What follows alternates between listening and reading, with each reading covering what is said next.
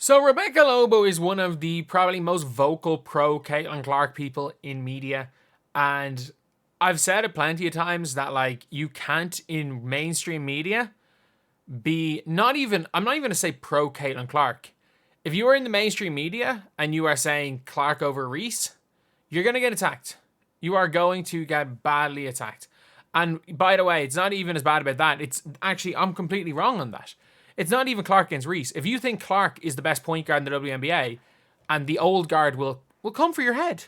They'll come for your head. Like if you want to say Reese is better, and it's now coming the same. It's not even Clark against Reese anymore. Angel Reese was the face for anti-Caitlin Clark, and now Angel Reese is balling as well, so people are trying to argue Angel Reese is one of the elite players in the WNBA, and you can't say that either.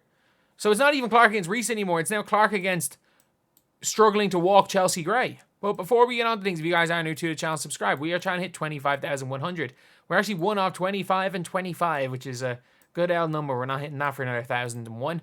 But, if you guys have looked at her tweets, she's telling, just straight up, obviously telling the truth. So, she said it right here. She's the best passer in the league right now. She's the best passer in the league, Caitlin Clark and Rebecca Lobo and Caitlin Clark's WNBA career so far. Obviously.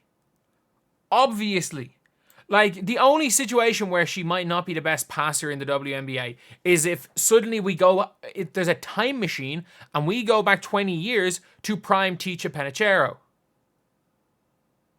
Like, are we going to go back to freaking prime Ticha Penicheiro who played like almost like a female white chocolate? We got to go back 20 years to find somebody even in the stratosphere of Caitlin Clark. And no, Chelsea Gray is not in the stratosphere of Caitlin Clark. And that's not a knock on Chelsea Gray. She's brilliant. She's a brilliant passer. There's levels. There is levels to passing. And Caitlin Clark, and by the way, that is just, when we're talking about half-court passing, maybe if you want to talk purely half-court passing. Purely like the tricky passes. Like purely like showboating passes. Maybe Chelsea Gray is better than Caitlin Clark. At that aspect. But that's not passing. Caitlin Clark is the most effective passer in the WNBA, and it's not even close. And not only that, she sees passes no one else can. Like, it's not even a debate. Look, Chelsea Gray, you wear the point guard. There's one point guard right now. She wears 22 and plays in Indiana. But the response is, needs a few better screens. Go, Caitlin. She's the best. Lobo's a great player. Without doubt, she's the best. And you're like, those fans... Do get those fans work up. Chelsea Gray is in the league and still as fierce as ever. She can't move. She can't run. And this is it's genuinely like saying, imagine if NBA fans were so bitter when Anthony Edwards and people were calling him the best dunker, or Ja Morant and they were calling him the best dunker in the league. People were like, well, Blake Griffin's still in this league. Man couldn't dunk anymore. But that's fine. We can admit when father time hits NBA players. Why is it that in the WNBA, if you admit father time, not even father time, she had to say, answer started with Chelsea Gray over the course of the last few years has been the best passer in the world and the best passer in the WNBA. She even gave Chelsea Gray props and obviously is having to freaking mute replies. Again,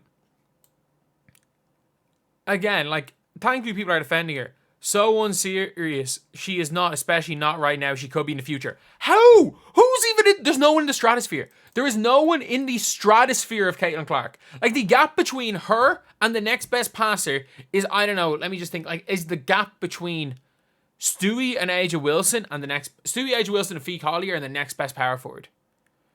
Like, that is, the gap between her and the next best passer is the gap between, I'm just putting it out there right now, the favorite player to be mentioned on this channel. And the only reason that she gets mentioned is I think she is the bang average 5th or 6th best point guard in the WNBA. Julie Van Loo is better than Chelsea Gray and is passing better than Chelsea Gray this season. I don't make the rules. I watch the games. Chelsea Gray can barely walk, let alone be the best passer in the WNBA. She can barely move. I saw Lobo at the game. She's impressive and pleasant as an analyst. Best passer in the league, yeah. It's not close either. That's the thing. It's not close. And then Chelsea Gray. The amount... obviously, someone must have went private. There were more Chelsea Grays than that. Like, it's not even a debate. Like, she's having to get rid of replies. I'd give the last 2 years before that, it's Courtney Vandersloot. That's the thing, I forgot Courtney Vandersloot. Courtney Vandersloot again. She can barely move either. But like Courtney Vandersloot isn't even nearly as dangerous a passer because they don't guard her looking to score. She drives to the basket and sometimes instead of taking layups, she jumps in the air and tosses it out to the 3-point line. Like they actually, anyone who watches the games can disagree with the answer. Vandersloot, probably a better passer, but again, Vandersloot hasn't been Vandersloot for a while. Well, to be fair, maybe since the pandemic. When Lobo's CC posts don't lock people out from commenting, I'll know we've turned the corner. But like the amount of abuse that she's gotten in the pro Caitlin Clark tweets. You literally said Caitlin Clark has overtaken her, don't backtrack now. Nobody said that she didn't. Caitlin Clark has overtaken Chelsea Gray. Alyssa Thomas, has been but not anymore. Alyssa Thomas, look, I watch so many Connecticut Sun games. Alyssa Thomas is a great do-it-all power forward. She is not a better passer than Caitlin Clark.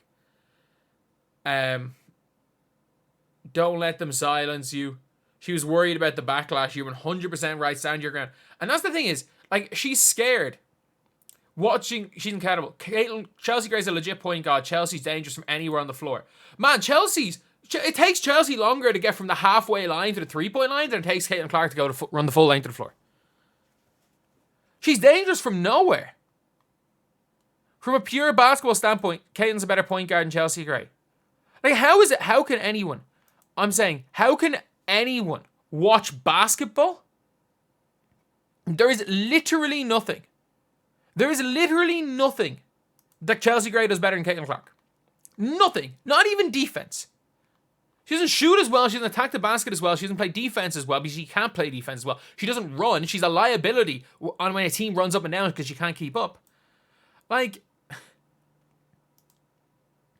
There's no debate.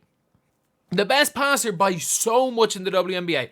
I think if you ask WNBA players, and this is without a camera in their face, who is the best passer in the WNBA?